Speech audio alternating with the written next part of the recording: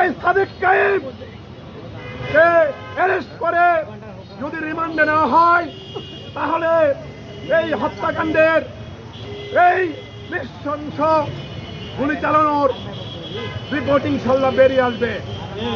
আমরা চাই প্রশাসন অতি দ্রুত এদেরকে গ্রেপ্তার করে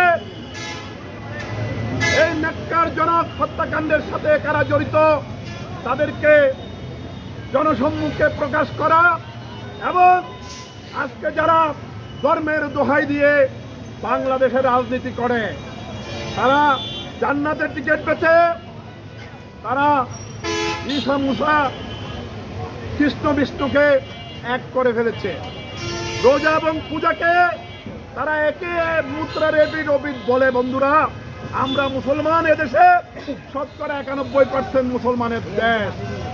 ওরা সেই ইয়াজিদের বংশধর যারা আমাদের নবী করিম সাল্লাল্লাহু আলাইহি ওয়াসাল্লামের দৌহিত্র ইমাম হোসেনকে হত্যা করেছিল। আজকে জামাত শিবির তারা এই ইয়াজিদের দল।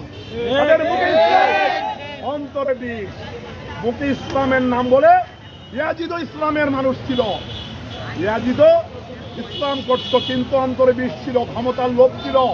আজকে ইয়াজিদের মতো এই জামাতে ইসলামও তারা বাংলাদেশে আজকে তাদের এজেন্ডা বাস্তবায়নের জন্য সেই হত্যার মতো, সেই কুফাবাসীদের মতো, আজকে ইয়াজিদের মতো আজকে বাংলাদেশে জামাত শিবির, পাকিস্তানি জামাত শিবির, আবু আলা মওদুদির বংশধরেরা আজকে সারা বাংলাদেশে হত্যাযজ্ঞে মেতে উঠছে।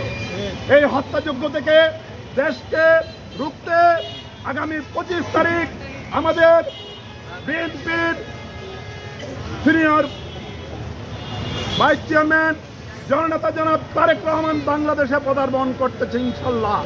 সেদিন বাংলার মানুষ ঢাকার রাজপথে দেখিয়ে দিবে বাংলাদেশ জাতীয়তাবাদী দল কি, শহীদ প্রেসিডেন্ট জিয়াউর রহমান কি, দেশনেত্রী বেগম খালেদা জিয়া কি, তারুণ্যের অহংকার তারেক রহমান কি। ইনশাল্লাহ আমি এই বলে আমার